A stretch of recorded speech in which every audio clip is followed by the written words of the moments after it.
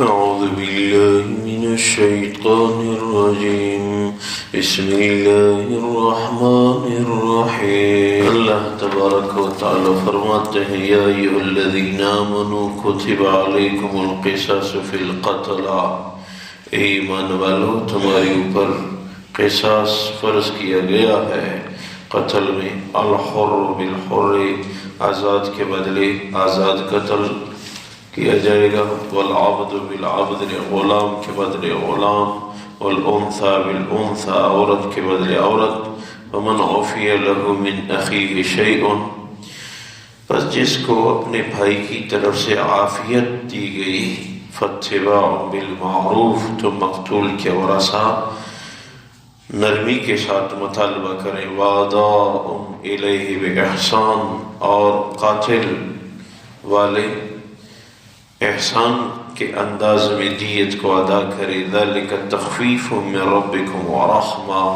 یہ اس امت کے لیے ایک تخفیف ہے ان کے رب کی طرف سے اور رحمت ہے، فمن اعتدی بعد ذالک فلہ عذاب علیم، جس نے اس کے بعد یعنی صلح دیت کے بعد تجاوز کیا اس کو عذاب دردناک ہوگا، وَلَكُمْ فِي الْقِصَاصِ حَيَاةٌ يَا أُولِي الْأَلْبَابِ لَعَلَّكُمْ تَتَّقُونَ، تمہارے لیے اس قصاص میں زندگی ہے اے عقل والو، شاید تمہیں تقوی نصیب ہو جائے۔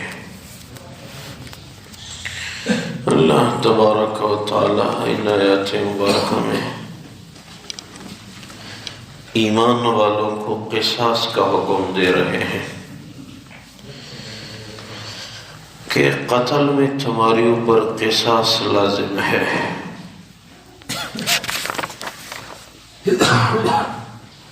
اور اگر کسی سمت سے مقتول کے ورثہ نے قاتل کو معاف کیا کہ ہم آپ سے قصاص نہیں لیتے ہمیں دیت دو، تو حکم یہ ہے کہ مقتول کے ورثہ عام نرم انداز میں دیت کا مطالبہ کرے، جب خود ہی اس سے قصاص نہیں لینا چاہتے تو اب ان کو دھمکی دینا یا اور کسی ذریعے سے ڈرانا یہ مناسبہ نہیں ہے، بلکہ اپنی دیت کا مطالبہ کریں، دیت کا حق حاصل ہے، اور قاتل کے خاندان والوں کو چاہیے کہ اچھے طریقے سے دیت ادا کریں۔ جرم کیا ہے تمہارے بندے نے تو دیت اچھے انداز سے ادا کریں، اور قرآن فرماتا ہے کہ ذالک تخفیف من ربکم ورحمہ، یہ اس امت کے لیے خصوصی تخفیف ہے اور اللہ کی رحمت ہے۔ تورات میں قتل کے متعلق قانون کیا تھا صرف قصاص اور کوئی راستہ نہیں تھا۔ تورات میں جو قاتل ہوتا تھا جس نے قتل کیا تو بس اس کو قتل کرنا ہی قانون تھا اور کوئی گنجائش نہیں تھی۔ انجیل میں قانون یہ تھا کہ بدلہ لینے کی بھی اجازت نہیں تھی اور دیت کی بھی اجازت نہیں تھی، معاف کرو، معافی کا قانون تھا۔ اور حضور اقدس صلی اللہ علیہ وسلم کی مبارک ذات کی امت کا قانون جب قرآن میں آیا تو فرمایا قصاص، اگر مقتول کے ورثہ معاف کرنا چاہتے ہیں، قصاص نہیں لینا چاہتے دیت لو، دیت نہیں لینا چاہتے بالکل معاف کرتے ہو بالکل معاف کرو، تینوں راستے کھول دیے گئے۔ تورات میں صرف قصاص، انجیل میں صرف معافی، اور امت محمدیہ قرآن میں تینوں راستوں کی گنجائش ہے۔ کوئی قصاص لینا چاہے تو قاتل کو قتل کرائے، اور اگر کوئی دیت لینا چاہے تو دیت لے، اور اگر کوئی بالکل معاف کرنا چاہے تو بالکل معاف کر دے۔ تینوں رستوں کی گنجائش ہے۔ اور قرآن فرماتا ہے کہ قصاص سے گھبراؤ نہیں، قصاص اللہ کا کوئی بھاری حکم نہیں ہے، یہ اصلاً تمہارے لیے زندگی ہے۔ قصاص میں قاتل کو قتل کرنے میں اصلاً تمہاری زندگی ہے، کیونکہ ایک قاتل کو قتل کیا جائے تو لوگ قتل سے رک جائیں گے تو باقی کی جان بچ گئی، زندگی مل گئی۔ یا اولی الالباب فرمایا اگر تم عقل مند ہو سمجھتے ہو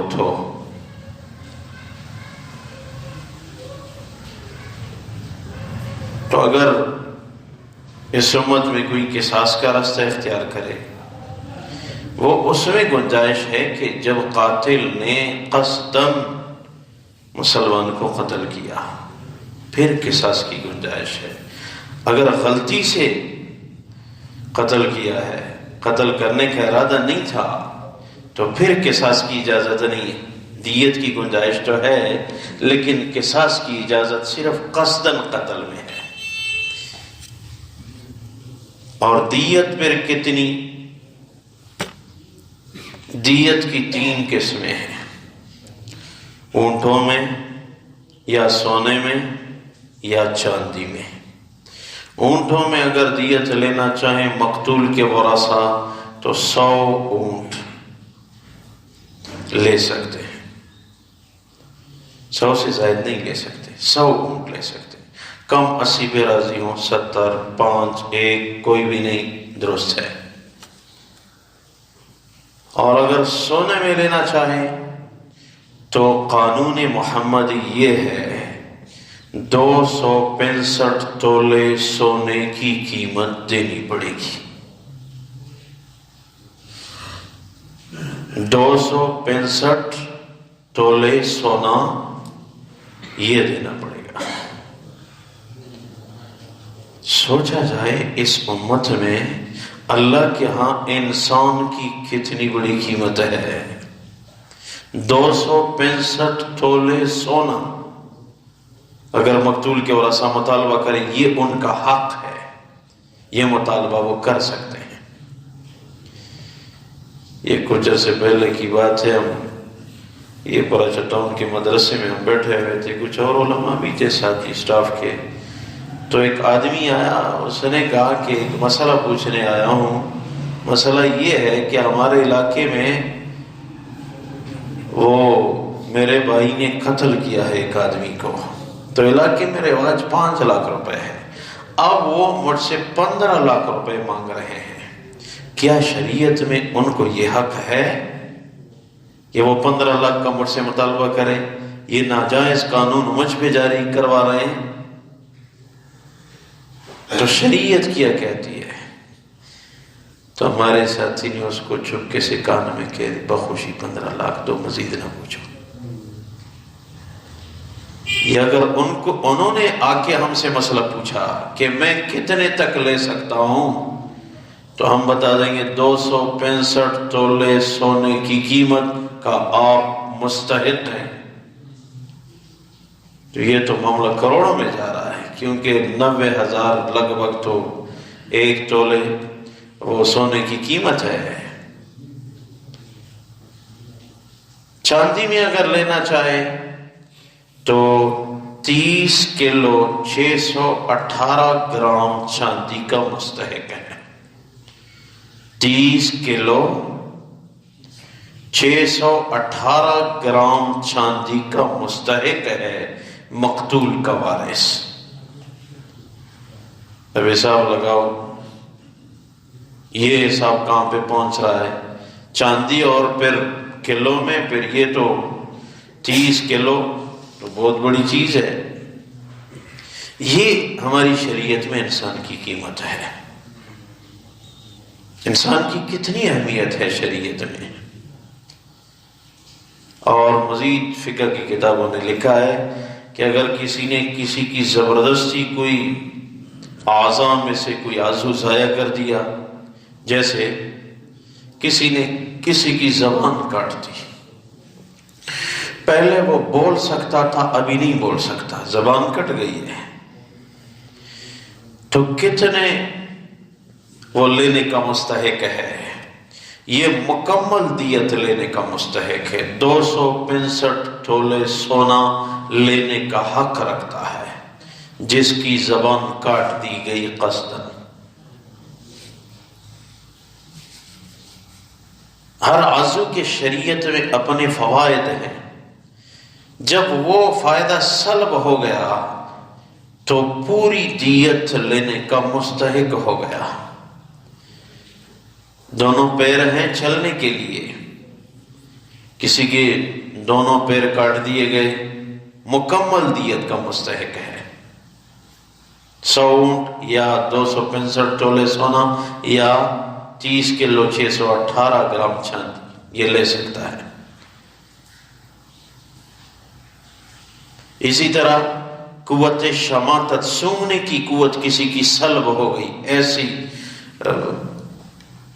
ایسے انداز سے اس کو زخمی کیا گیا کہ اس کی سونگنے کی قوت ختم ہو گئی، مکمل دیت کا مستحق ہے۔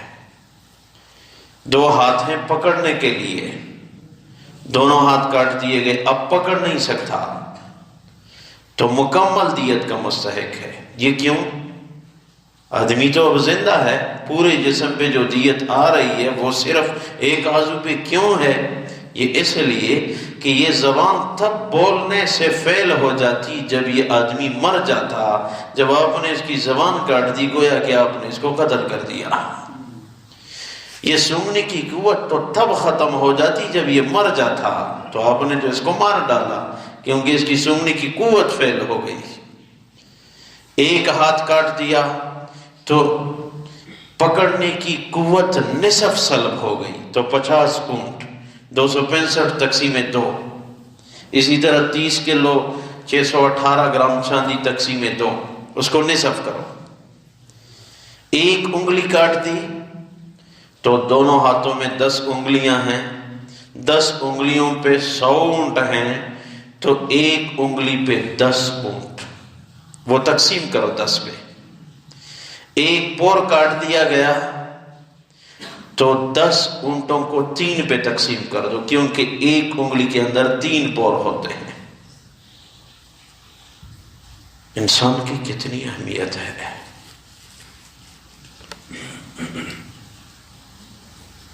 تو شریعت میں انسان کی بڑی قیمت ہے، اور یہ اللہ کا پیدا کیا ہوا انسان ہے۔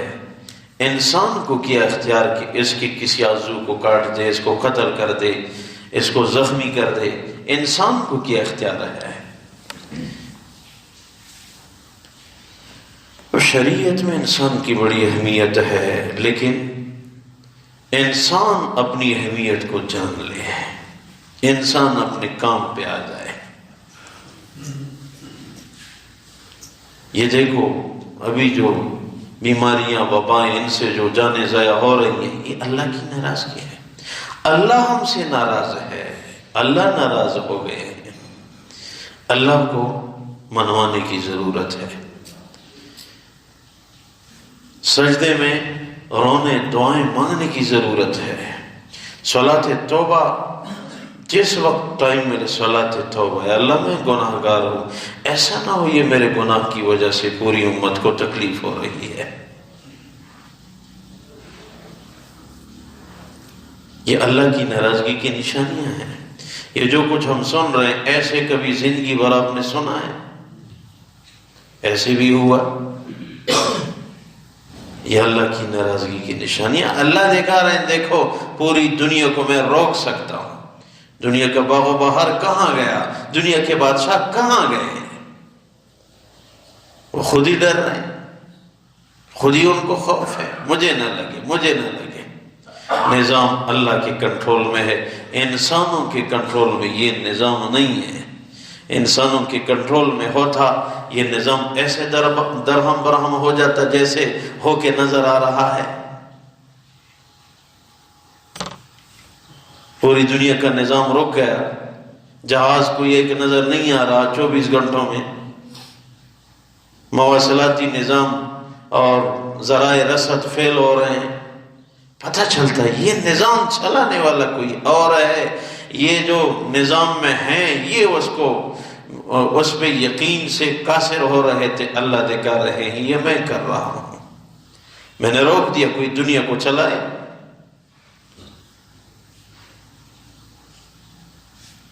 سارا نظام اللہ کی کنٹرول میں ہے، اللہ کی طرف توجہ، اے اللہ میری تو ایک کوشش ایک ارادہ ہوتا ہے، کبھی تکمیل پہ پہنچ جاتا ہوں کبھی نہیں، آپ نے چاہا تو ہوگا، آپ نے چاہا تو نہیں ہوگا۔ وَمَا تَشَاءُونَ إِلَّا أَن يَشَاءَ اللَّهُ رَبُّ الْعَالَمِينَ، اے لوگو جو تم چاہو گے وہ نہیں ہوگا، جو رب العالمین چاہے گا پوری دنیا کا رب وہ ہوگا۔ اللہ دکھا رہے ہیں کہاں گئی سپر پاور حکومتیں، ان کی پروازیں کیوں رک گئیں، ان میں بیماری کیوں آ گئی، اپنی حفاظت کر کے دکھائے نا۔ نہیں انسان یہ نظام نہیں چلا سکتا، یہ رب کائنات کا خاصہ ہے، یہ اس کے کنٹرول میں ہے، جب چاہے گا نظام دوبارہ چلنے کا حکم کرے گا، نظام دوبارہ چل جائے گا۔ اللہ کی طرف متوجہ ہونے کی ضرورت ہے، جب تک ہم اللہ کے پاس لوٹ کے نہ آئیں یہ معاملہ بنے گا نہیں، یہ معاملہ نہیں بنے گا۔ مسجدوں میں آؤ، حرم کی امید رکھو۔ وہ آج ایک ساتھی نے کہا اب تک میں حرم نہیں گیا، لیکن یہ حرم کھل جائے نا میں ضرور بضرور جاؤں گا، کیونکہ میں نے مطاف کے اوپر پرندوں کو طواف کرتے ہوئے دیکھا ہے، میں اس دن سے سمجھ گیا ہوں یہ کعبہ خالی نہیں ہے، یہ کعبے کا نظام انسانی نظام نہیں ہو سکتا، اب ضرور جاؤں گا۔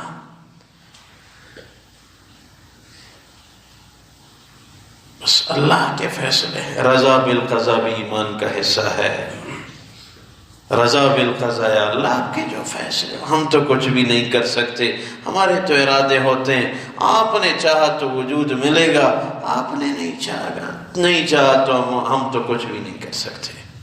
یہ اثر اور استغفار کی کثرت، گھروں میں تلقین کرو، استغفار، درود شریف، دعائیں، صلاۃ توبہ، صلاۃ تسبیح سے گناہ دھل جاتے ہیں، ان اعمال اور خفیہ صدقے شروع کرو۔ ایک حدیث میں کہ اللہ جب غصے ہو جائے اور اللہ کا غصہ ٹھنڈا کرانا ہے تو خفیہ صدقے دو، جتنا ہو سکے رشتہ داروں میں، اقربا میں، پڑوسیوں میں، فقیر مسکین، خفیہ، ایسے خفیہ کسی کو بھی پتہ نہ چلے، تب اللہ کے غصے کو ہم ٹھنڈا کر سکتے ہیں۔ اور اعمال، دعائیں، ذکر و اذکار، تب کام بنے گا۔ اللہ تبارک و تعالی فرماتے ہیں یا ایھا الذین آمنوا کتب علیکم القصاص فی القتل، اے ایمان والو تمہارے اوپر قصاص کو فرض کیا گیا ہے قتل میں، الحر بالحر والعبد بالعبد والانثى بالانثى، آزاد کے بدلے آزاد، غلام کے بدلے غلام، عورت کے بدلے عورت قتل کی جائے گی۔ فمن عفی له من اخیہ شیء، جس کسی کو اپنے بھائی کی طرف سے عافیت دی گئی، فاتباع بالمعروف، تو لازم ہے وہ دیت مانگنے والوں کو کہ اچھے انداز سے مطالبہ کریں، واداء الیہ باحسان، اور قاتل کے خاندان والوں کو چاہیے اچھے انداز سے دیت ادا کریں، ذالک تخفیف من ربکم ورحمہ، یہ تینوں انداز کے فیصلے یہ تخفیف ہے تمہارے رب کی طرف سے اور رحمت ہے خصوصاً اس امت کے لیے۔ فمن اعتدى بعد ذلك فله عذاب علیم، دیت لینے کے بعد بھی جس نے تجاوز کیا تو ان کو عذاب دردناک ہوگا۔ وَلَكُمْ فِي الْقِصَاصِ حَيَاةٌ يَا أُولِي الْأَلْبَابِ لَعَلَّكُمْ تَتَّقُونَ، اور تمہیں قصاص میں دراصل زندگی رکھی گئی ہے اے سمجھدار لوگو، اگر تم سمجھتے ہو، یہ اس لیے کہ شاید تمہارے اندر ان باتوں سے تقوی آئے۔ اللہ تبارک و تعالی ہم سب کو تقوی کی دولت نصیب فرمائے، اللہ برکت نصیب فرمائے، اللہ اجر نصیب فرمائے۔ جن سے ہو سکے یہ ذکر کر لیا کرو، استغفار، یہ کاؤنٹر انگلی پہ ہی رکھو، اسی کے ذریعے اعمال اور اذکار استغفار کی کثرت، گھروں میں تلقین کرو، اور یہ چیزیں پھیلاؤ. یہ انگلی میں ہو ویسے انسان کو یاد آتا ہے، اللہ یاد. تسبیح ہو وہ بھی بہتر چیز ہے. اللہ سب کو ذکر کی توفیق دے، استغفار کرنے کی توفیق دے. اللہ برکتیں نصیب فرمائے، اللہ قبول فرمائے، اللہ پریشانیاں دور فرما. اے اللہ امت کی حالت پہ رحم فرما. اے اللہ مسلمانوں کے گھر گھر گلی گلی فرد فرد کی حفاظت فرما. اے اللہ کافروں کے لیے یہ بیماری ہدایت کا ذریعہ بنا. اے اللہ اطمینان قلب عنایت فرما. اے اللہ مسجد کی طرف متوجہ رہنے کی توفیق عنایت فرما. ہمارے گھروں کو تلاوت پہ آباد فرما، استغفار پہ آباد فرما، برکت نصیب فرما. اے اللہ دونوں جانوں کی رسوائیوں سے ہم سب کی حفاظت فرما. حضور کی مبارک ذات نے جو دعائیں مانگی ہم بھی مانگتے ہیں، ہمیں ان میں حصہ نصیب فرما. شرور سے شیطانی وساوے سے امن مانگے، ہم بھی امن مانگتے ہیں، ہمیں معمون فرما. اے اللہ حرمین شریفین کی راستے عالم اسلام کے لیے کھول دے. اے اللہ آخری خاتمہ بالخیر ہم سب کو نصیب فرما. وما توفیقی الا باللہ علیہ توکلت الیہ انیب برحمتک وکرمک یا رحمت.